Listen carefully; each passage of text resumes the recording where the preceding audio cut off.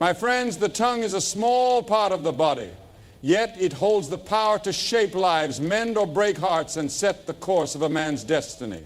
From the beginning of time, the spoken word has carried weight.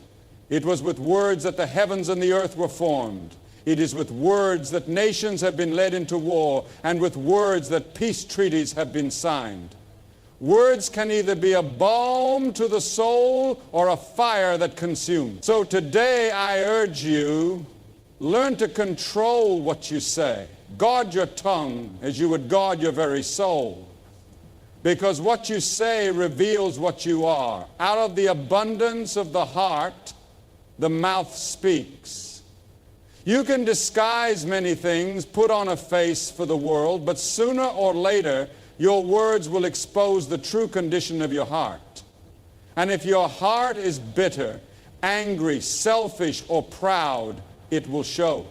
Not in a sudden outburst alone, but in the small cutting remarks, in the tone of contempt, in the refusal to speak kindness when kindness is needed most.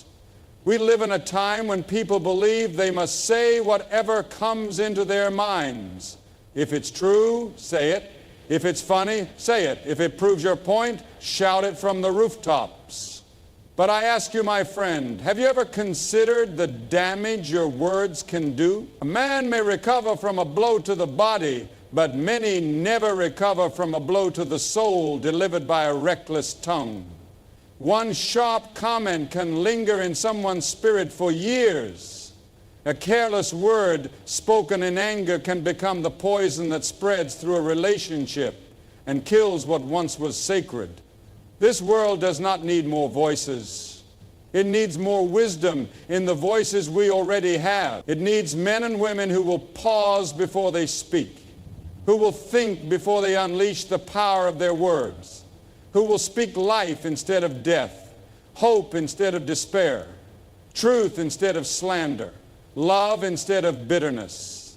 Do you know what strength that takes? It takes more strength to hold your tongue than to let it fly in a moment of fury. Anyone can speak, but it takes a disciplined man to speak with purpose, with grace, and with truth. Let me ask you something. What are your words like when you're angry? When someone has crossed you, hurt you, betrayed you, do you lash out? Do you say things just to wound them, to strike back, to prove that you are not weak? And when the moment passes, what do you feel? Regret? Shame? Do you find yourself apologizing again and again for things you cannot unsay? Oh, how many families have been torn apart? How many friendships severed? How many churches split? Not because of weapons or fists, but because of tongues that ran wild. My friend, you are not a prisoner to your tongue. You are not bound to say every thought that enters your mind. You are not a slave to your anger, to your frustration, or even to your honesty. Just because something is true does not mean it must be said. There is a time to speak and a time to be silent. There is a time to confront and a time to pray. There is a time to rebuke and a time to show mercy. And only the Spirit of God can teach you the difference. Some of you might say, but I can't help it, it just comes out. That's the problem. It comes out because it's inside. If you want to change what comes out of your mouth, you must allow God to change what lives in your heart. You must surrender your bitterness, your pride, your ego, your need to always be right. You must lay it all at the foot of the cross and say, Lord, purify me. Make me clean on the inside so that my words reflect your grace, your truth, and your love. Have you ever stood by someone whose words carried peace? Who in the middle of chaos spoke calm, who didn't shout when others were shouting, didn't insult when others were insulting, didn't gossip when others were whispering behind closed doors. That person has learned to master the tongue.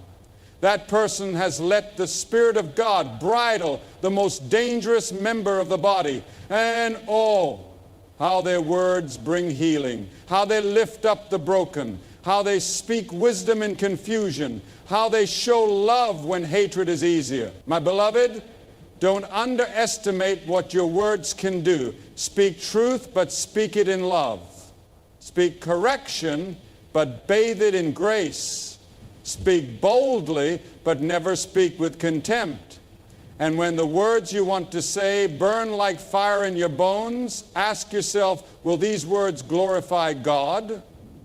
Will they build someone up or tear someone down? Will they bring light or add to the darkness? Your words can be weapons or instruments of healing. Choose wisely. And be mindful of the quiet sins of the tongue, not just the obvious outbursts or angry shouts. I'm talking about the subtle words spoken in envy, the jokes that carry insults, the stories you share that were never yours to share, the exaggerations that twist the truth, the sarcasm that wounds under the mask of humor, the flattery that manipulates. These are the snakes that slither out unnoticed but leave venom behind. Now I tell you, God takes our words seriously. The scriptures say that we will give an account for every careless word spoken. Not just the curses, not just the lies, but the careless words. Words said without thought, without love, without truth.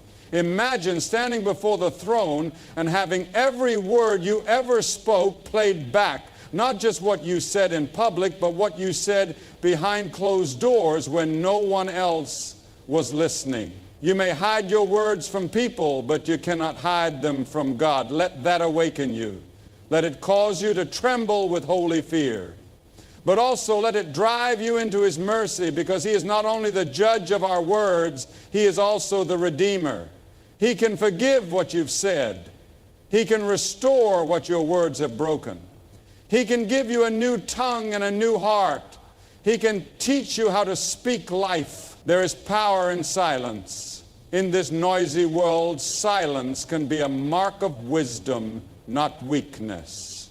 Just because someone provokes you doesn't mean you must answer. Just because you're accused doesn't mean you must retaliate. Jesus Himself, when He stood before His accusers, was silent. Not because He was weak, but because He was strong. He knew the truth, did not need to shout to be true. And He entrusted Himself to the one who judges justly. I challenge you today, begin practicing the discipline of the tongue. Speak less and listen more. When you feel the impulse to respond in anger, pause. When you feel the temptation to gossip, walk away. When someone insults you, bless them instead. When the room is filled with complaints, let your words be filled with gratitude. I know it's not easy.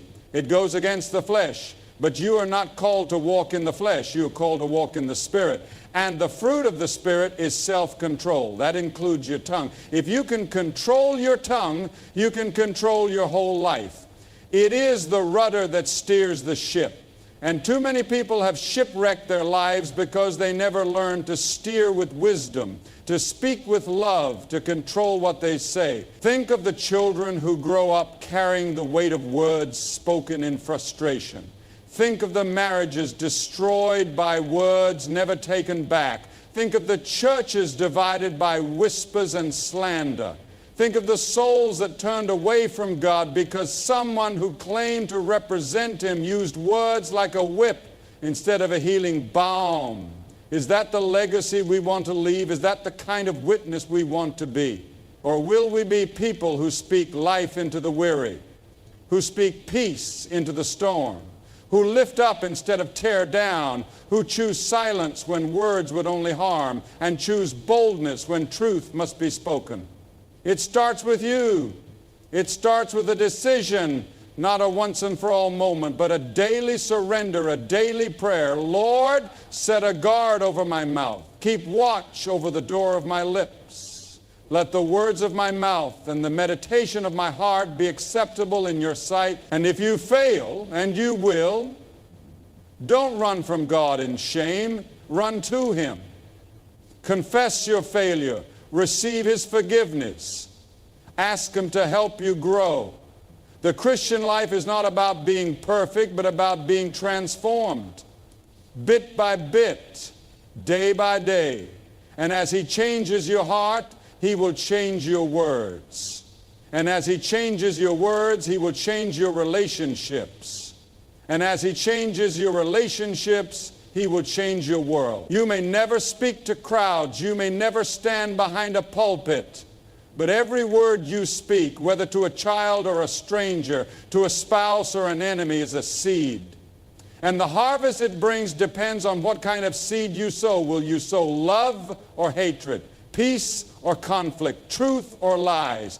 Choose today to control what you say and let your words become rivers of life flowing from a heart surrendered to the living God. My dear friend, if ever there was a time when we needed to take control of our speech, it is now.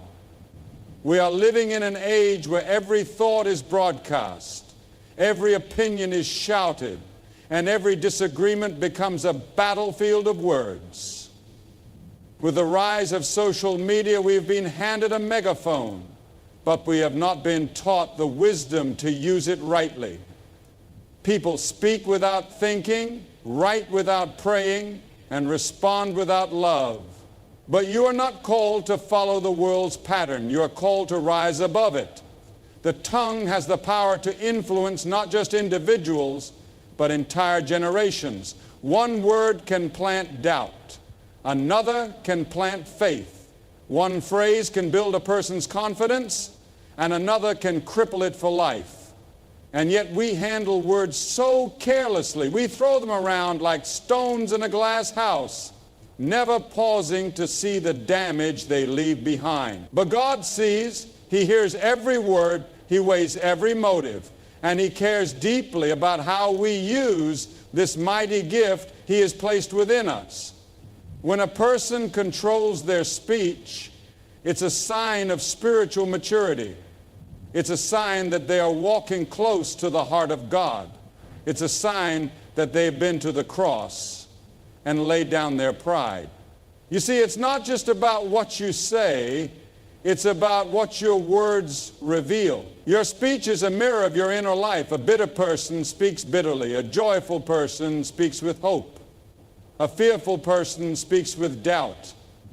And a person who has been with God speaks with power, with gentleness, with grace, and with clarity. You don't have to raise your voice to make an impact. You don't need to shout to be heard by heaven. Sometimes the most powerful thing you can say is a soft word in a hard moment. A kind answer when anger is raging. A word of patience when the world demands haste. These are the moments that reveal the power of a tame tongue. Not through eloquence or charm, but through character. How often do you speak without seeking the Lord first? How often do you give your opinion before praying for wisdom? We rush to speak, but we rarely pause to ask, is this what the Lord would have me say? There are some battles you win by speaking up, but there are others you win by holding your peace. And only God can show you which is which. That is why we must walk with Him daily, so that when the moment comes, our mouths will be filled not with our own ideas, but with His Word. There's a power in speaking truth, but there's also a danger in speaking it without love. Truth without love becomes a hammer that wounds instead of heals. It's easy to point out what's wrong with people, with the world, with the church. But it takes humility and love to speak correction with tears in your eyes and compassion in your voice. Jesus did not come to condemn the world, but to save it. And if we are to speak like Him, we must speak with both truth and grace. Some of the most destructive words are not shouted in anger, but whispered in secrecy. Gossip may seem harmless, but it is deadly. It creeps into conversations dressed as concern, but its goal is to divide. When you speak behind someone's back what you would never say to their face, you betray both them and yourself. The Word of God calls gossip a fire. It spreads quickly and burns deep. And it warns us that those who practice it will not be blameless before the Lord. If your speech constantly tears others down, you must ask yourself, what kind of spirit is controlling my tongue? God never called you to be the judge of every soul. He called you to be a light. He called you to speak life, not death. You can tell the truth without trampling someone's spirit. You can share your convictions without mocking those who disagree. The tone you use matters. The intent behind your words matters. We are not here to win arguments. We are here to win souls. Every parent knows the power of words. A child may forget what you buy them, but they will remember what you say to them. A single sentence spoken in love can anchor a young heart for life, and a harsh word spoken in anger can leave a scar that never fully fades. Fathers, speak life to your children. Mothers, bless your sons and daughters with words of hope and identity. Do not let your frustrations become their inheritance. Teach them not only by what you say, but how you say it. Let them hear wisdom in your correction and joy in your encouragement. And what about husbands and wives? How many marriages have been slowly poisoned by daily complaints, criticism, and sarcasm? The home should be a sanctuary, a place where words heal instead of hurt. But too often, the ones we claim to love the most receive the worst of our speech. We come home tired, angry, or stressed, and we let our words fly like arrows. But hear me, your spouse is not your enemy. Your words should not be weapons. Speak gently. Speak respectfully. Speak kindly, even when it's hard, especially when it's hard. Let me speak now to those who are suffering in silence, to those who have been wounded by the words of others. Maybe someone you trusted spoke things over you that crushed your spirit. Maybe it was a parent, a teacher, a partner, a friend.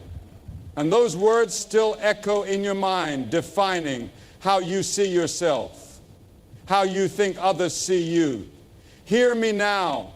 Those words do not define you. They are not your truth. Only God has the final word about who you are. And His words are not words of condemnation.